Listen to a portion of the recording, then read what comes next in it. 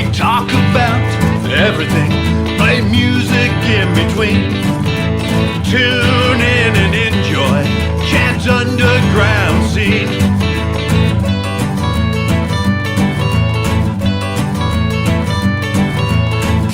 Talking music, you know what I mean. Tune in and enjoy Chad's underground scene.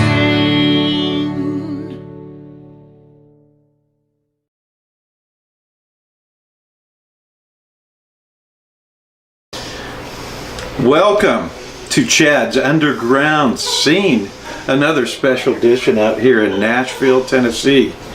I am here with my special guest, Danny Dean. How you doing, buddy? Thank you for having me, Chad. Yeah, it's been a little while. Yeah, it's been a long while. We got cut off of touring about a year and a half ago. We played a show in Texas, and then The here we Dallas Amphitheater. Yeah, and here we are. We're With Easter. yes. Yeah. How's it going here in Nashville? Things are starting to happen again. I moved here a few years ago, and right when I was about to start networking and going out and do stuff, the COVID hit. So I've been sitting around waiting for it to pass by. I'm getting ready to go to New York tomorrow morning to work with Jeff Molesky, the famous producer who worked with the Smashing Pumpkins and Hole and a lot of great acts. I'm doing a solo tribute record, not to myself, but to Cliff Richard and the Shadows. And a lot of people don't know who they are. Great music. Before the Beatles, there was Cliff Richards and the Shadows. They were like the Beatles before they were Beatles, and the Beatles used to envy them and look up to them. But they're big in Europe. Anyways, I'm a fan of early Beatles, and I'm a big fan of early rock and roll. And Cliff Richard and the Shadows were kind of like the early Elvis sound of Europe, And where are you recording this album? At Rockwell Recording in Syracuse, New York. And we're almost done. I just have to sing 5 more songs. Then we have 16 songs to mix of Cliff Richard and the Shadows. And then 14 songs are instrumentals. They're Shadows songs. And those are already mixed. They sound incredible. He did a wonderful job. Awesome. I mean, you put it next to the original Shadows, you think you're listening to them. Yeah, I can't wait to hear it. It's amazing. And always good recordings coming out of that studio. Oh yeah, the analog tape and the Neve modules and board. He has a Neve VR board. I'm thinking its time, it was probably $1 million when it was new. It's amazing. Yeah, it's funny how we're crossing paths, because I just came from New York to here. Yeah. And now you're going to New York from here. So we're jet setting again. Yeah, it feels good to get out of the house. I've been trapped for a long time. So we'll start the show with a little song. This goes back to a few years, quite a few years back actually. I wrote the song, and then just a few years back I recorded it on acoustic record. This is called Chelsea Jean. Danny's never played this with me, so he's going to just jam it out and make it cool. We'll see. And we're in E flat, apparently.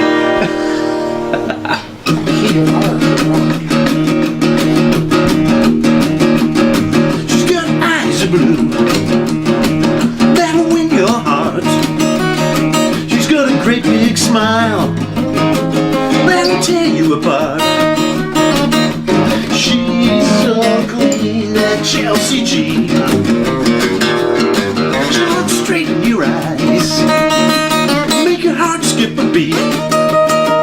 Now you find yourself dancing with 2 left feet. She's so clean, that Chelsea Jean. She's so clean, that Chelsea Jean. She's so mean, that Chelsea Jean. She said, don't worry, Daddy, it's gonna be alright. Take it, Danny.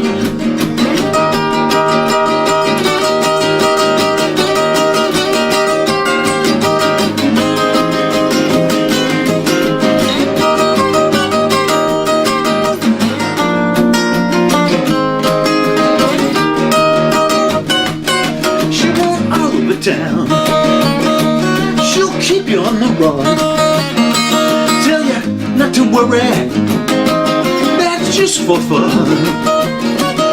She's so clean, that Chelsea Jean. She's so clean, that Chelsea Jean.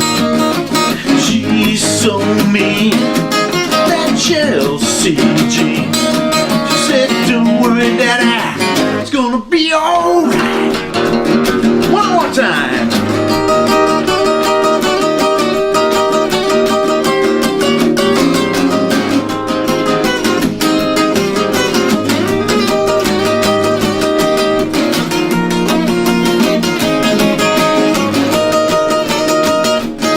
I said she's so clean, that Chelsea Jean. She's so mean, that Chelsea Jean. She said, don't worry, Daddy, it's gonna be alright. I said she's so clean, that Chelsea Jean. Said she's so mean, that Chelsea Jean. She said, don't worry, Daddy, it's gonna be alright.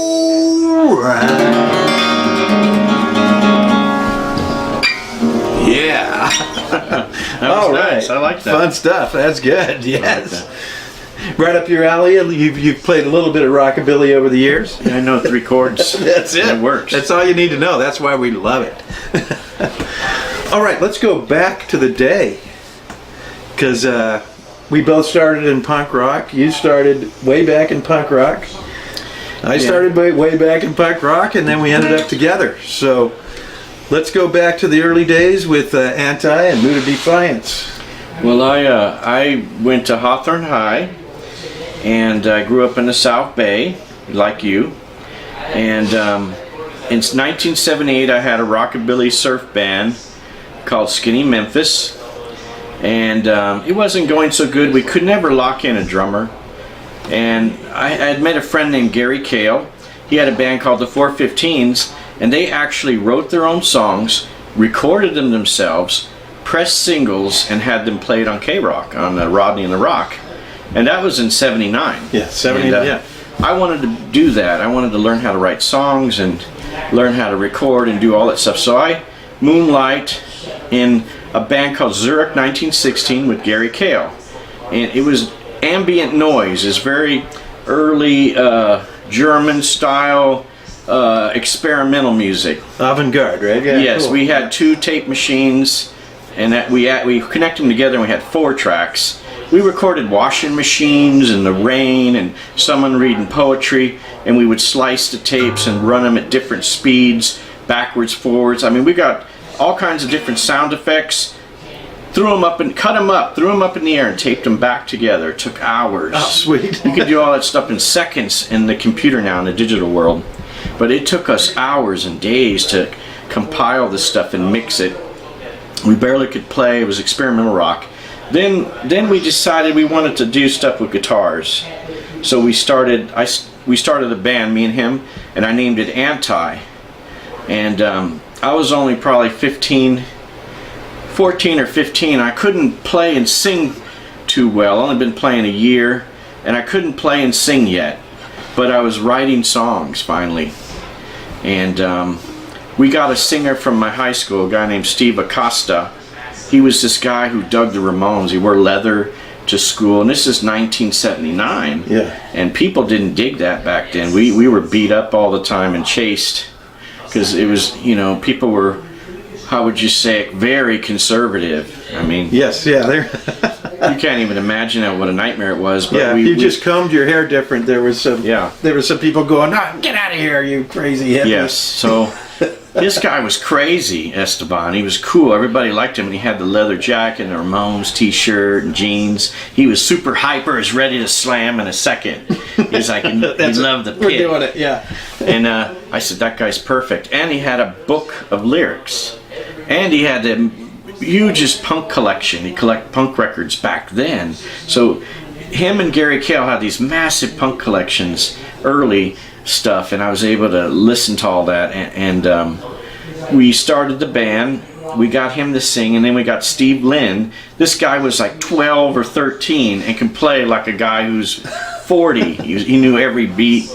He had all this energy, he had this mohawk. He was this little kid. It was funny. We recorded a bunch of demos and wrote songs for a year. Our goal was to put out a record and start playing shows. About a year in, we got into 1980, went through.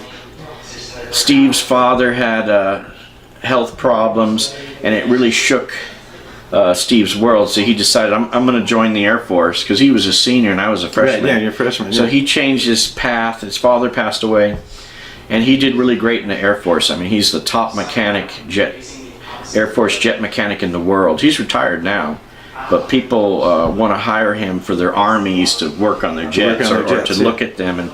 But anyways, then we got a guy named Bert, and it's a long story. We got Bert in the band, and he was in there until I could sing, basically. And he was great at the time. We did 3 albums. Let me show them to you. At that time, nobody wanted to sign a punk band. There was nowhere for us to play. We used to play in dumps and backyard parties, which are great. But anyways, Mike Watt of the Minutemen said, I'll help you. D. Boone and Mike Watt were good friends with Anti. And I remember me and D. Boone used to go around looking for dumps to set up punk gigs, and Mike Watt had a label and he taught us how to put out records. But anyways, we started a label called New Underground Records back in 1980, and this was our first album, Anti. And there's me right there at the bus stop, because I used to ride the bus to the rehearsals. I wasn't old enough to drive yet. That's John McCarthy. He played in the Alley Cats. That's Gary Cale, and that's Bert. Gary Cale passed away a few years ago. Rest in peace. And we did 3 albums back then. And these are now reissued on vinyl again after 40 years almost on Radiation Records. This was our second record, Defy the System.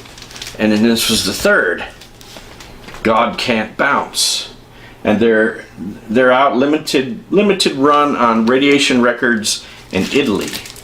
And they also reissued a band that me and Gary moonlighted in called Mood of Defiance with the girl singer named Hotha. They were originally from San Pedro, this band, and her band kind of split on her, so we joined in. We only got to do 1 album, unfortunately. We never got to progress or fine-tune our sound, unfortunately. But a lot of people liked this album. And also at the same time, that was also on New Underground Records originally, the label me and Gary ran. We also put out these compilations, which are worth a lot of money now, I imagine, or I read about. They're like worth $100 or so each. And we found all these bands in the South Bay that we were friends with, and we put out these compilations. Gary named this one and did the artwork. It's called Life is Ugly, So Why Not Kill Yourself? And this one's coming out next month on Radiation Records on vinyl again. This one has Red Cross, Descendants, Minutemen, a lot of great bands. Yeah, Ill Trust, Will, China White. China White, I love. That's a great band. Yeah, great band. And then we did a second one with the Ray Pettibone artwork.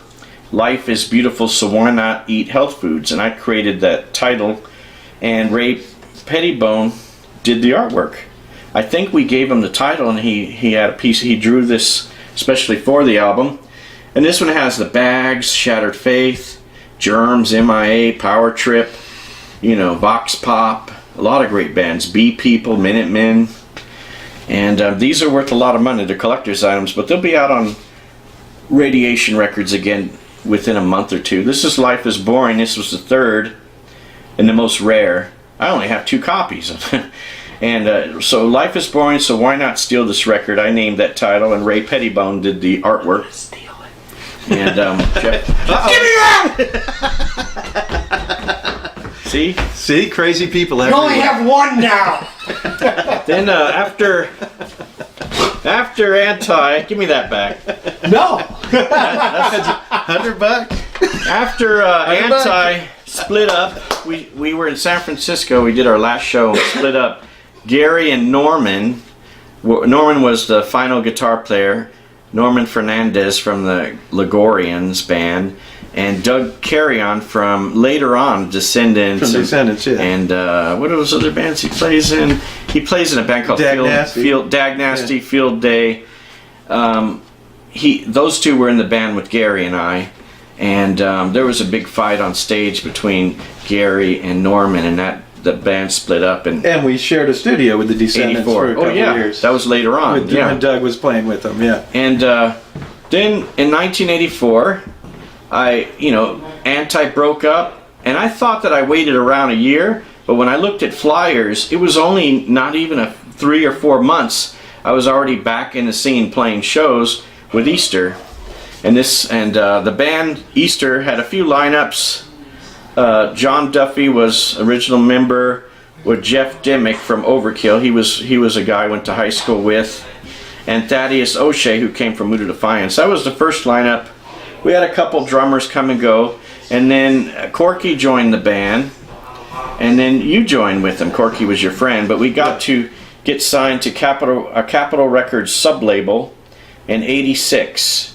And John had just left the band, and we had Mike Ness take his place off and on for 3 years.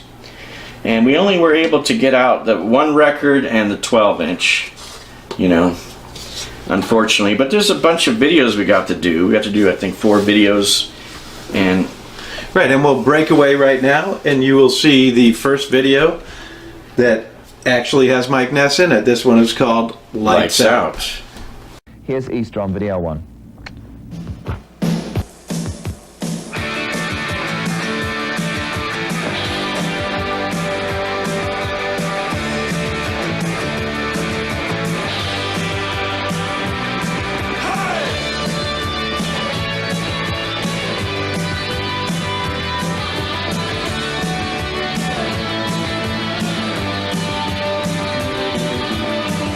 I look at my past, it's the front and side. Friends and family, it's so far apart. Familiar voice in my corridor. A frightened child cries for more. Lights and lantern. Lights and lantern. Someone's moved in the room next door. It's a couple miles to the liquor store. Oh, the TV's no use. Already tried it. The radio stops for a bit of quiet. Lights and lantern. Lights and lantern.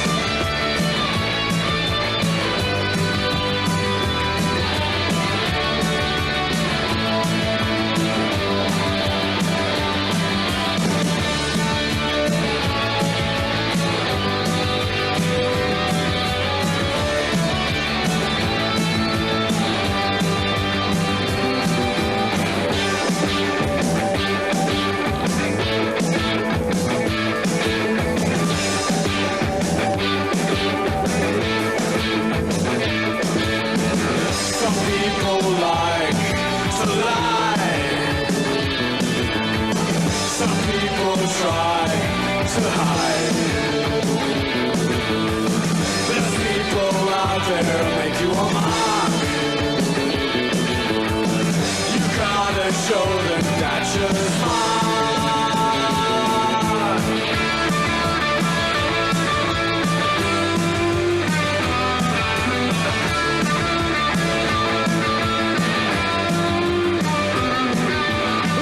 Lights out,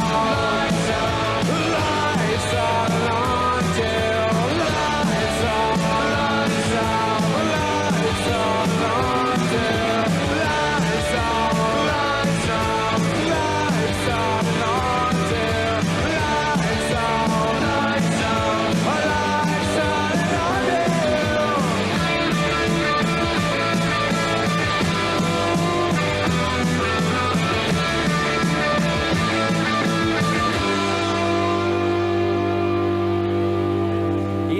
a new band from LA and a producer who's worked with Radio Tokyo, Ethan James. After the break, it's over to Australia.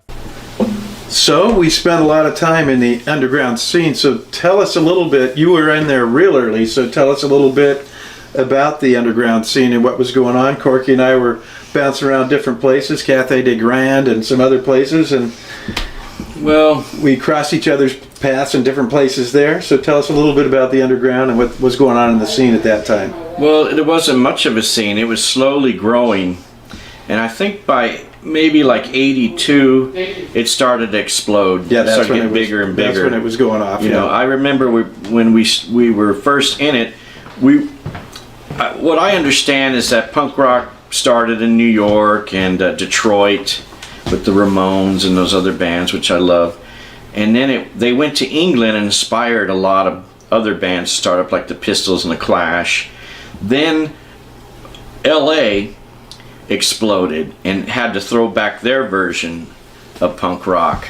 And a lot of people don't realize or even consider, but the South Bay or LA in general had the biggest scene in the world. Oh yeah, yeah. There Even was just some- in the South Bay, we had the Starwood. There was so many bands, you know, and so much going on, you know, that people don't realize how big of a scene it got to be. But it exploded, I think, in '82. We were there in '79, and playing backyard parties and little hole-in-the-wall places.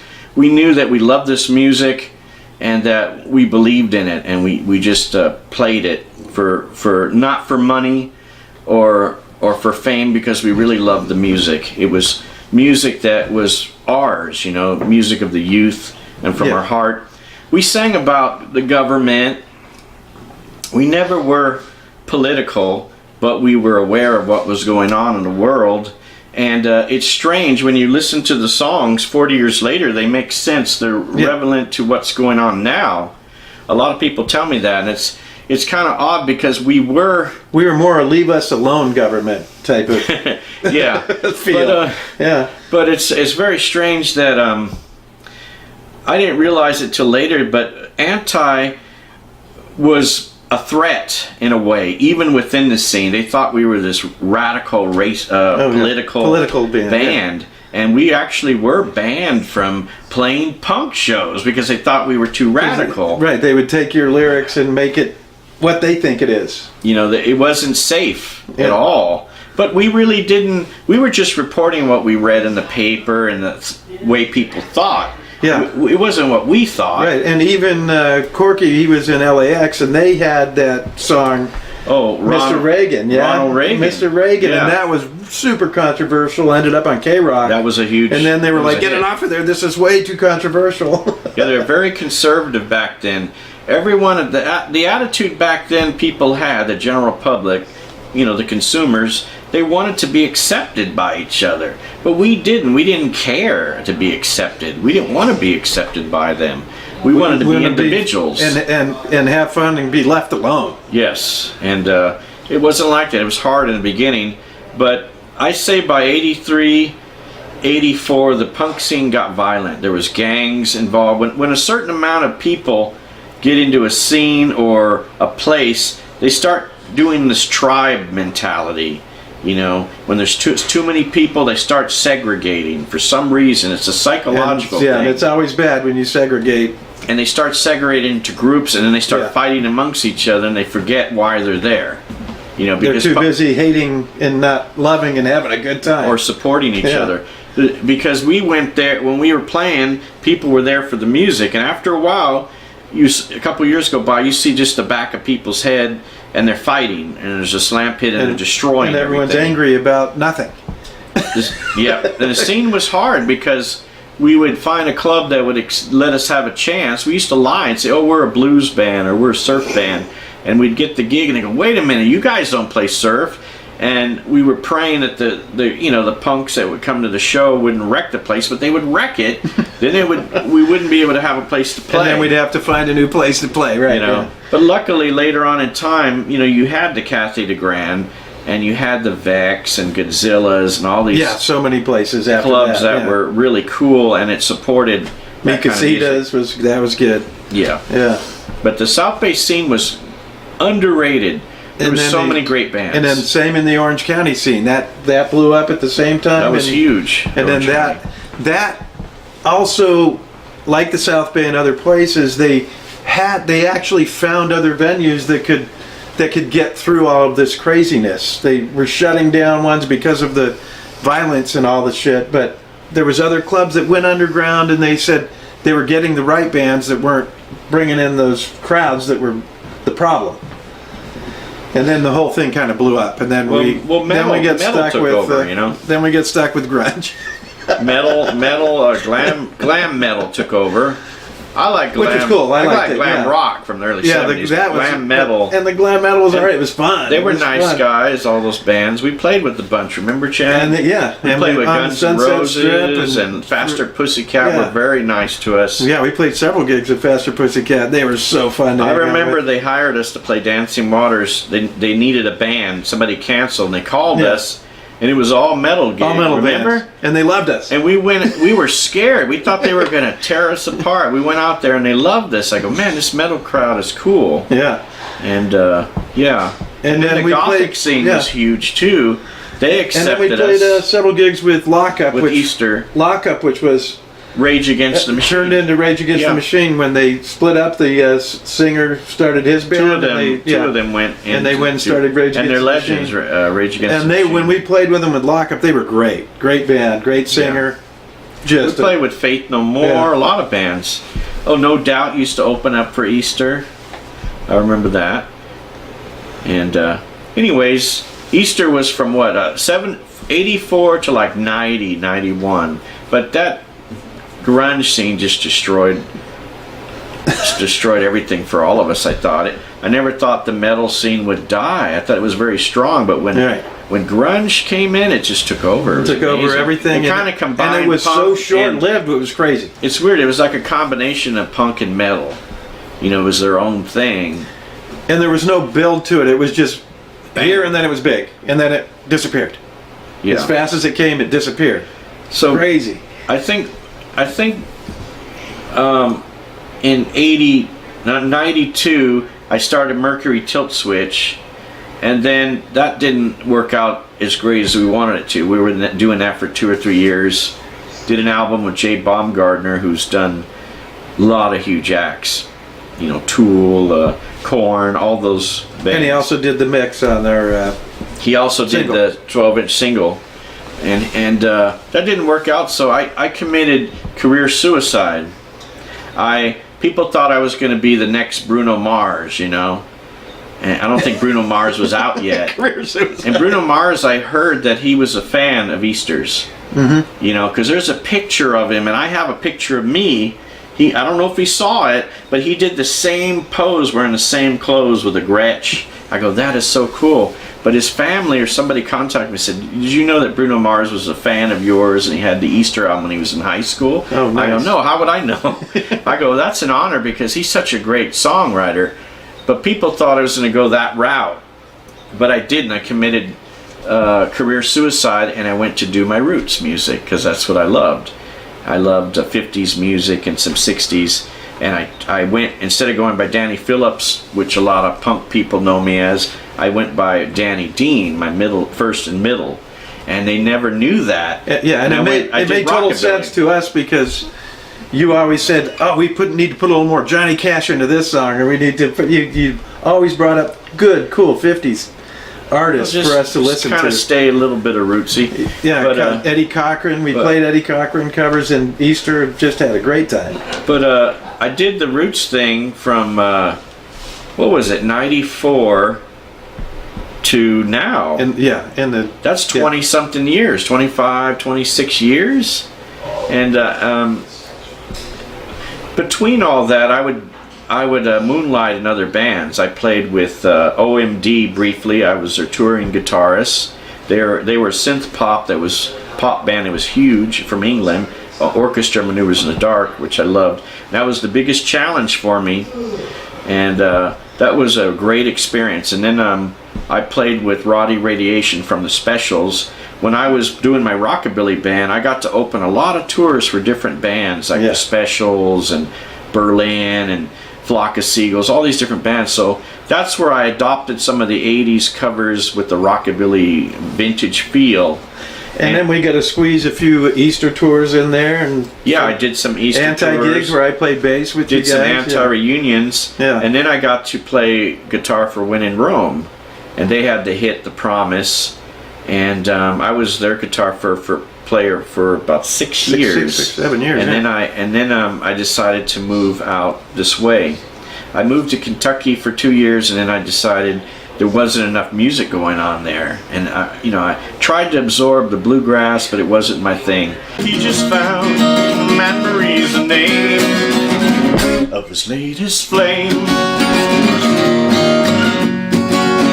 He talked and talked, and I heard him say that she had the longest, reddest hair, prettiest blue eyes anywhere, and Marie's the name of his latest flame.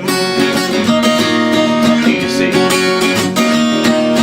Though I smiled, the tears inside were burning. I wished him luck, and then he said goodbye. He was gone, but still his words kept returning. What else was there for me to do but cry?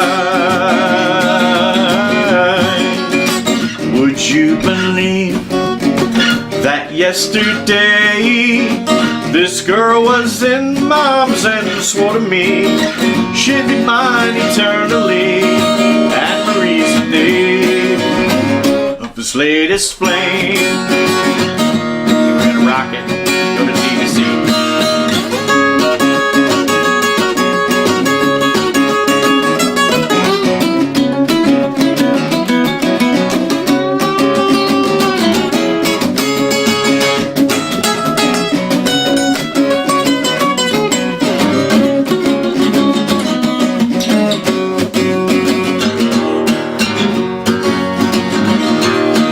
Though I smiled, the tears inside were burning. I wished him luck, then he said goodbye. He was gone, but still his words kept returning. What else was there for me to do but cry? Anne Marie's the name of his latest flame. Anne Marie is the name of his latest flame. Anne Marie is the name.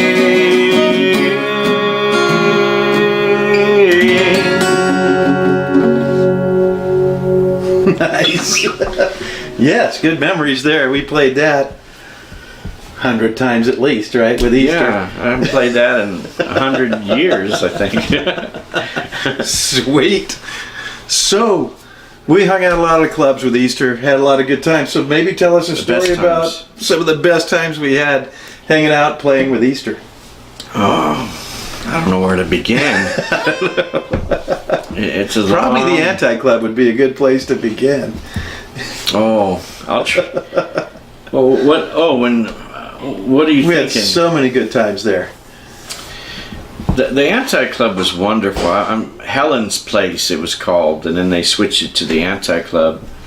Pia Zadora's mother owned it. Yes, the actress yeah. from Helen. It's awesome. what was that movie? Valley Girl. Valley Girl, yeah. Yeah, I showed that movie to my wife recently, and she'd never seen it. She really liked it. And Pia Zadora shows her tatas on there a lot. It was like, remember when we were in high school? We're like, whoa! Oh, yeah. Ooh, that's a they good showed movie. boobies. That's a good movie. I like this movie. That's right. You know, You gotta see this movie. and that was what's his name, the famous actor that was in it. I can't remember Oh, his yeah, name. yeah. Yeah, He's oh, one of the shoot. Copelands. Yeah. What's his name? Oh, I can't remember. It'll come to us somewhere Yeah. in here. We'll jump out That's with what happens when you get older. That's right, yeah. Not old, but older. Nick. Right? No, that was his real name. Nicolas Cage. Yeah, Nicolas Cage. Nicolas Cage. Yeah, There you go. I like Nicolas Cage. See, I get half of it. You get the other He half. was We're great good. in that movie. I love that movie. Hey, Jeff. Word. The mole's here. How about that? I am here. I stole That's an album. twice in one day I ran Yeah, into you you. better bring it back. How did they say? Better give me that record or I'll steal it again. That's or I'll steal it again. No, we had a roller coaster of events when we were in Easter. But those were great times. And it hasn't ended. We just about every year we've been able to do some sort of reunion tour or reunion shows. Yeah, we're probably. I mean, we due get for- screwed up this year because of COVID, but we'll be back soon. I guarantee it. Yeah, we're due for another reunion. Yeah, and I know Corky and I are planning to do some shows this summer together, some acoustic shows. So That'd be good. somehow we're gonna drag Danny into that mess. We'll see. I forgot to tell you, Chad. I recorded an Anti album recently, and you played on it. You sang on it, and I think you did some bass. That got picked up by Dr. Strange Records. Oh, sweet. I just sent them the master yesterday for vinyl. It's coming. A new Anti album's coming out. It's actually a celebration album. It's the 40th anniversary when Anti started. I recorded 20 songs. 19 of them are original Anti songs we re-recorded with different band members from different bands like Bad Religion and all these different characters. And wrote one new song, and Mole helped me write the new song. It's called Shut It Down. And Dr. Strange heard it and loved it. They heard. I let them hear a demo of it. Awesome. And it's coming out. I just sent them the master, and it's going to go to the pressing plant next week. And then following that, it's going to be all money and fame, right? I don't know. No money and shame. But I'm very proud of it, and we'll see what happens, because they want me to come to the West Coast and do some shows, maybe at what's that place? The Glass House. Glass House, yeah. And Fox Theater. Fox Theater, yeah. Fox Theater. That's still So around, I'll let you know if we need you to come play Yeah, bass. and we'll play. Yeah, we'll play again. We'll do it again. We'll see. See about that. So what's And maybe next? we'll get Chris to jump in with us. Chris. We'll see. That would be nice. All right, so here's a song all about Hollywood and that whole scene. And we were in our 20s, so we were legends in our mind. And we were legends in our time. Okay. So this one's called Legend.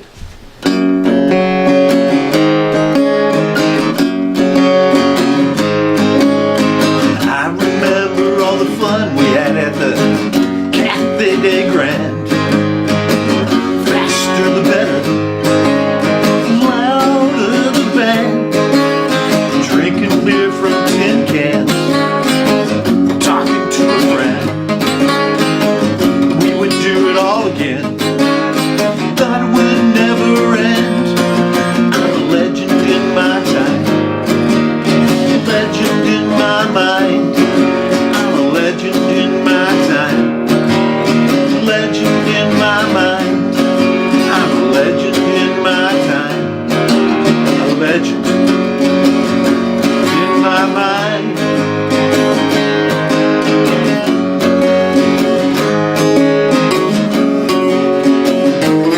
I still remember Fender's Ballroom and the Santa Monica Civic. We always played so loud, and we could kick it. The floor, it was swirling, and it was so hard. Tattoos and leather, such a good looking crowd. I'm a legend in my time, legend in my mind. I'm a legend in my time, legend in my mind. I'm a legend in my time, legend in my mind. Hey, Danny.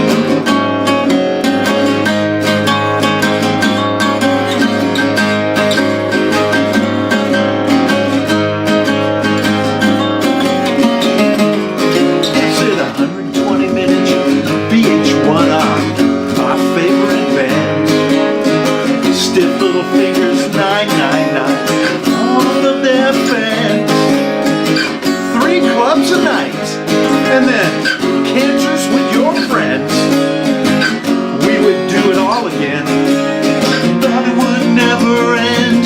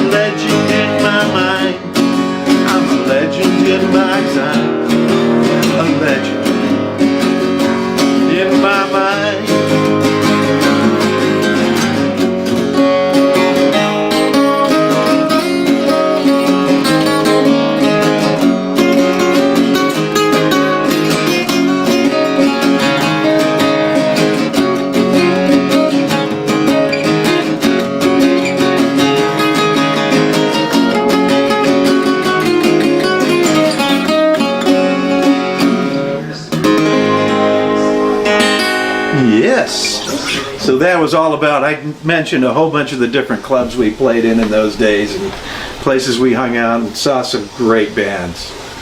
So what was maybe one of your favorite bands that we played with? Because we played with so many. Oh my God.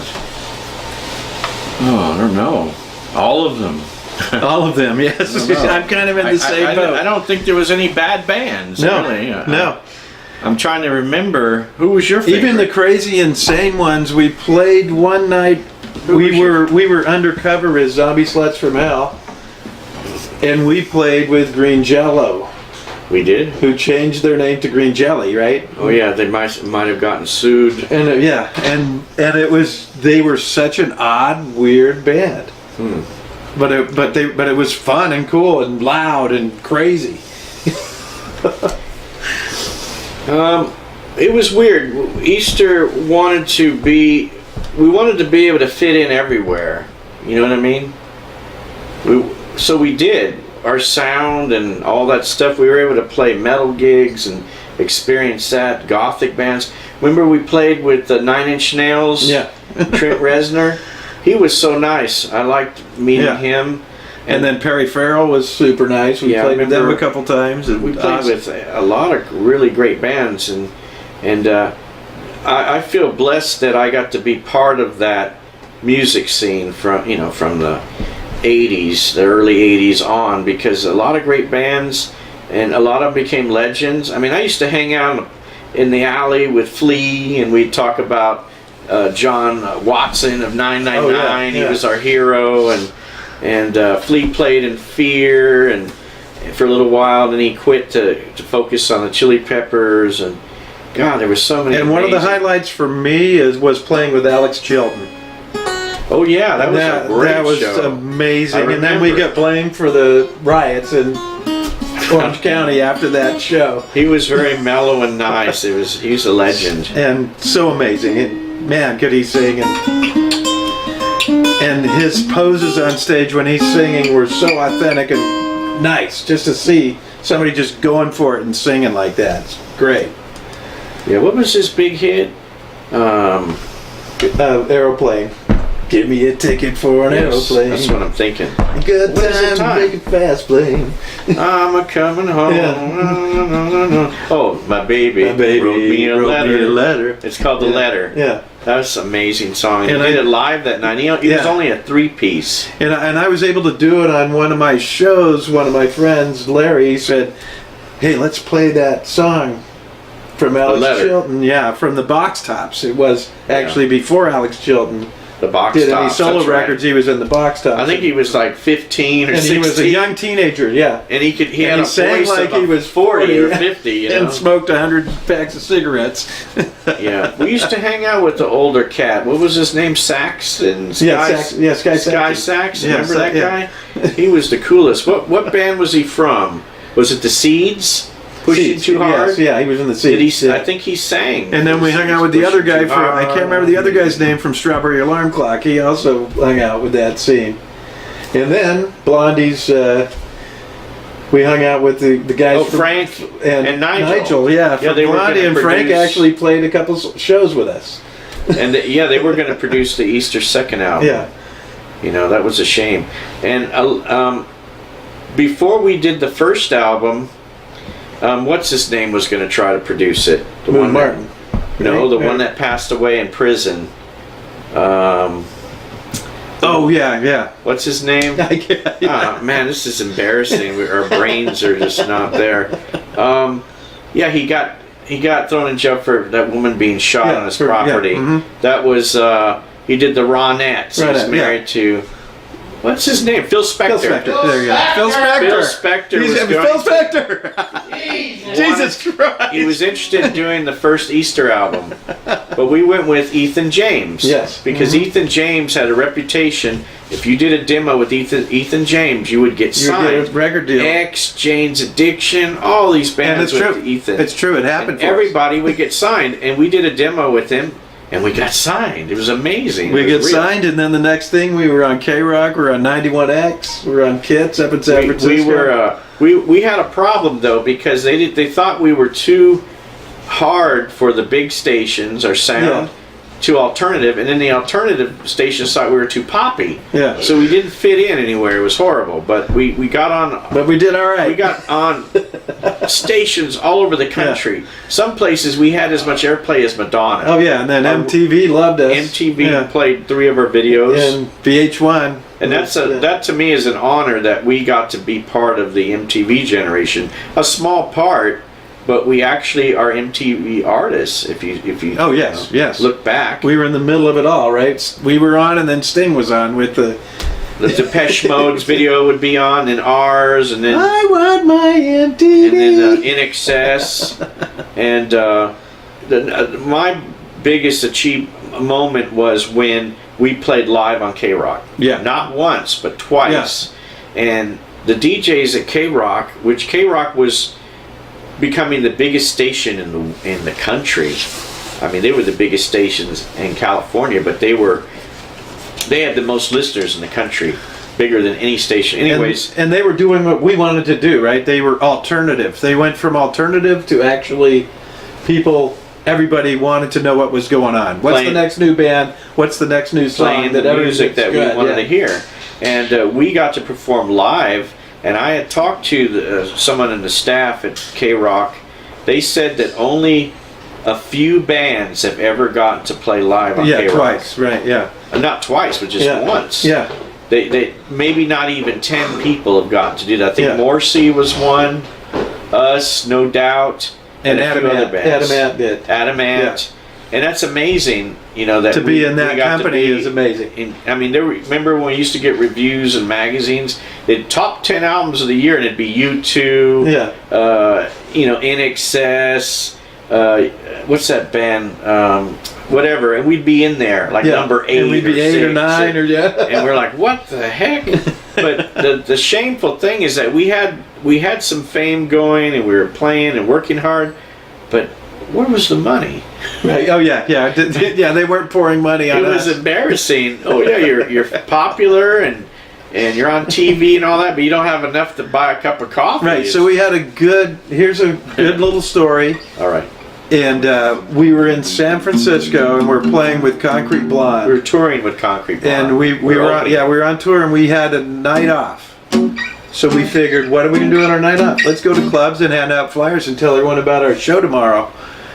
And the show got canceled. and we went to this we went to this club, and we figured, let's go hang out in this club, and it was like a late night club. And we're standing out in front, and I asked the guy, hey, do you think we could get into this club? We want to go in and say hi to some people. And the guy looks at us and he goes, I know who you guys are. I go, yeah, can you think you could let us in? He goes, well, I have to talk to the manager. And I go, okay, cool, get the manager. And so the manager comes over and he goes, oh yeah, you guys, the guys from Easter, yeah, go right in. And the bouncer walks over to us and he goes, hey, I want to see something, you guys. He goes, can you guys all open up your wallets? And I'm like, what? Oh, I and remember. he goes, open up your wallets because I want to see the cobwebs fly out of there because I just saw you on MTV's twice He says, yesterday. I want to see a moth fly out of your wallet. Isn't that weird? What does that mean? It was hilarious because we weren't paying to get in; we were getting in free, right? Because we were broke and he wanted And to we see were a broke, moth and he's and he like, saw "Wait a there was minute. no money in You're our on wallet. I saw you at MTV twice yesterday. How the hell are you asking to get in free?" It's a disgrace. And then the following day, we played with Concrete Blonde again. It was a great tour. That was a lot of fun. The tour was great, but they were threatened. Am I allowed to tell that part of it? Sure. Okay. When we would go on tour, we made a point to go and embrace and meet the audience. Everybody, as a group. yeah. We went out there, our roadies, Ray and Tim Anderson, we would all go out there and meet everybody. And after a while, after the show went to the hotel where we're staying. The parking lot would be filled with hundreds of people from the gig. And we would be at the same hotel as Concrete Blonde, and her band wanted to hang with us because it was exciting and fun. It was like, people were bored in these little towns, and we'd come through there meeting everybody, and they loved us and wanted to party. Great time, yeah. We had 2 rooms next to each other filled like sardines. Right, with as many people as you could get and in, people yeah. all over the balconies, all over the parking lot. It was a huge scene. And the late, what's her name from Concrete Blonde was mad because her band was partying. She wanted them in bed right after the show, rested for the tour. For the next show. After a while, we got thrown off the tour because we were getting too much attention. And the band, her band wanted to hang with us all the time. They liked us, and we got thrown off. But that's not the first time that happened. But it was a great time. It was didn't a matter. We had a great time, yeah. and we made a lot of friends. But it was hard back then. I watched a lot of documentaries of these bands. Oh, I got it really hard. They're sitting in a big tour bus with chips and dip and we're alcohol. in one van And all together. We're like in a van, 10 guys crammed up, you know. And sometimes a show would get canceled on tour. Yeah. And we're scrambling to find one. We needed that money to make it back to, and we'd to the start next knocking. state. Yeah, and we'd start knocking on doors of bars and We would clubs go- and going, "You want us to play? We'll play for tips." It was that tight where every show counted. It was your budget. Okay, if we got to do all these shows, and that money from this show gets you to that show to make that money to get to the next show. It's like a domino. But one of those shows got canceled, and we were trapped in San Francisco. And we had to. We went and knocked. Went to the clubs. Hey, can we play here for a couple bucks for gas? And the next morning we went to Fisherman's Wharf. And we did some busking at Fisherman's We Wharf. went Fisherman's Wharf, put our guitar cases open, and we played out there. And all these tourists came and threw money in there. You know, it was really unusual. It Me was and awesome. Corky noticed that the hobos down there We're putting money in were there putting in our 20s, guitar case. 20s in the Yeah. case. But tourists and all these people had money were putting in like quarters and And dollars, dollars. Isn't that strange? Yeah, and it's crazy there. And we walked out of there and bought some pizzas and got gas and was able And to went get to the next town. state. Yeah. I think we had to go to Oregon, Oregon. yeah. Oregon to catch up with Concrete Blonde. But it was rough, but it was a great time. Remember we did that big tour. What was that metal band? Precious Metal. Precious Metal, yeah. Okay, we had the same agent as Precious Metal. He goes, they're easy to book. Girl bands. I just make a call and say it's a girl band. They go, how much you want? What do they need? Lobster steaks? But they get everything. Anyways, he goes, man, it's so hard booking a band with guys. Yeah. So anyways, he sends Precious Metal on this West Coast tour. And they come back, and they're 30,000 In the hole, negative yeah. in the hole. And we came Tour back with buses. money in our pocket. No, we came back. No, we came back. They came back 30,000 in the hole. We did the same exact circuit. Came Yeah. back, and we were $200 in the hole. Yeah, or maybe And we had like one room all the time. Yeah. If we had a room, we were scrambling to ask people, "Can I come home with? Can the band yeah. come home with you?" And stay at your and house, I would yeah. sleep in the car all the time, and And then Brent would go and find whoever he could go. Brent would disappear, and Ray would get all the chicks. He was like Jeff Molesky. He'd get a nice girl. She'd take him after the gig and like make him a steak dinner and buy him a leather jacket. And they'd have a glass of wine. And, on the beach, and then he would come back the next day. Hi guys, I had a great time. and we're all in the van. We're like sleeping in the van, all dirty, and like that Ray always gets all the. Ray gets to play. Ray gets all the play. So with that, we will end the show with a video from Easter. Please. Thank you all for coming out. You've been watching Chad's Underground Scene with Danny Dean and myself. Rockers.